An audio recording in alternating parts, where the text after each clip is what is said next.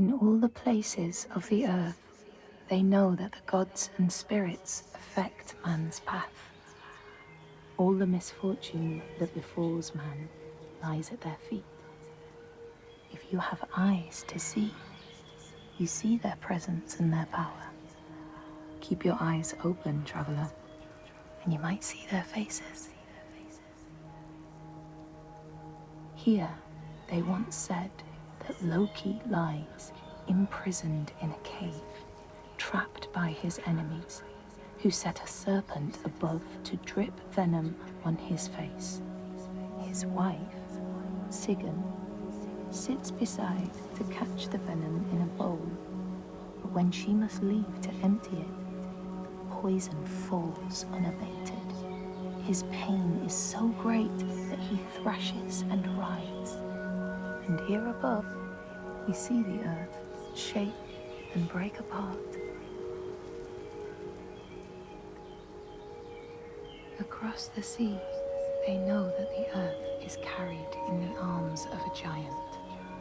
When he is vexed or injured, he may not carry his burden so gently, and the world will feel his anger and pain. In a land far away, they say the winds are trapped inside the earth. They try always to make their escape, and they buffet and beat on the walls of their prison, causing the earth to quiver. And when they break through, they make their escape. They explode out in fury. In the lands of your birth, people live hidden too, in the hills and stones.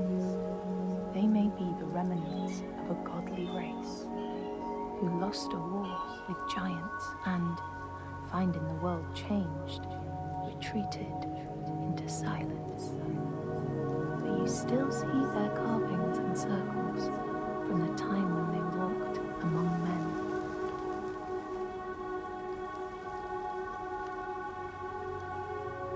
Here they know that if times are harsh, you may ask of the hidden folk to share their bounty.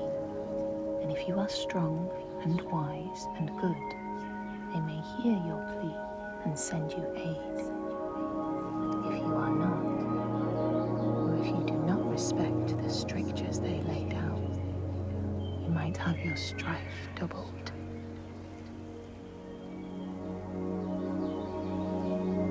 In the lands of your birth, and in these lands too, they know that people can be taken by the secret fair ones.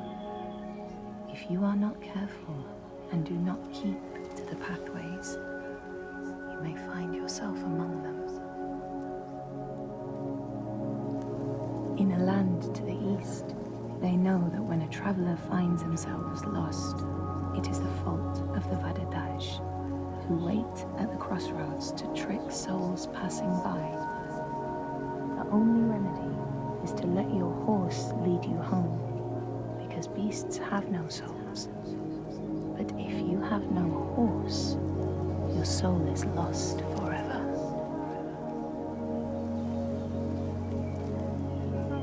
In this place, they know that sometimes the hidden folk will take their children and leave another in their place.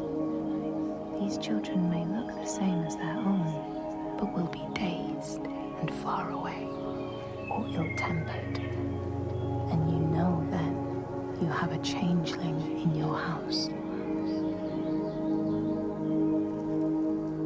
In this land, when people cannot raise their children, they will leave them in a sacred place for the hidden folk to take and care for. Sometimes these children come back, but it is said that they are changed, with a wildness in their eyes, and their parents do not want them. These people know that children who have died uncared for can return as Útburður, small ghosts clad in fluttering rags. When there are are storms, they may cry as they did when they were human, and will look for their mothers until they find them, and never leave them again.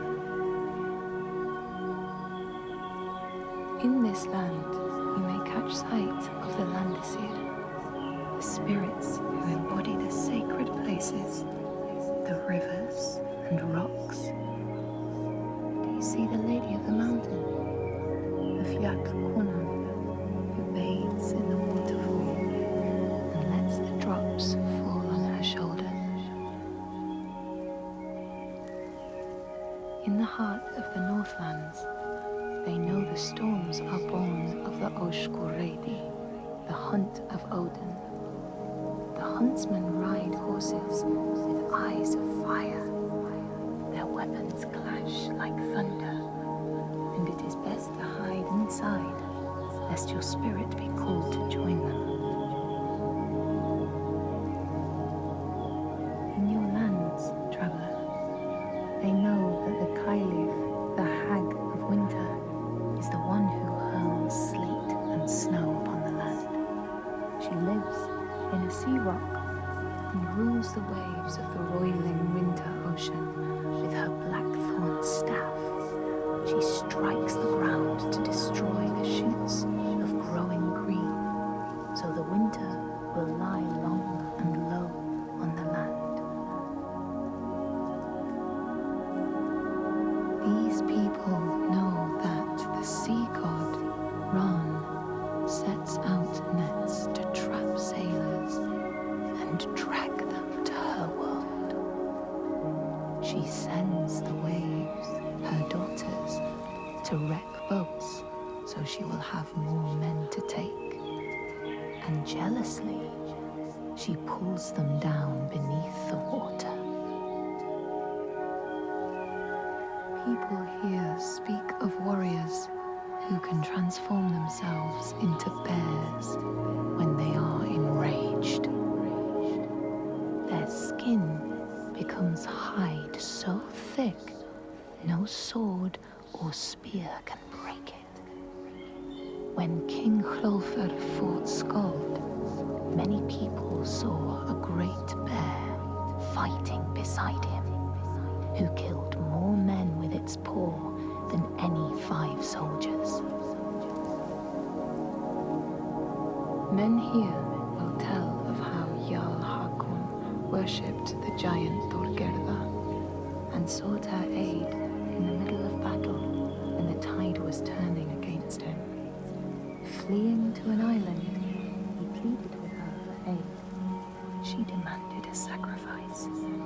She rejected all of his offerings until he, at last, killed his own son in sacrifice. Thorgerða gave aid, and Hakon's enemies saw the giants striding amongst the ships, arrows flying from every finger and never missing their mark. Their morale was sapped, and Hakon won his battle.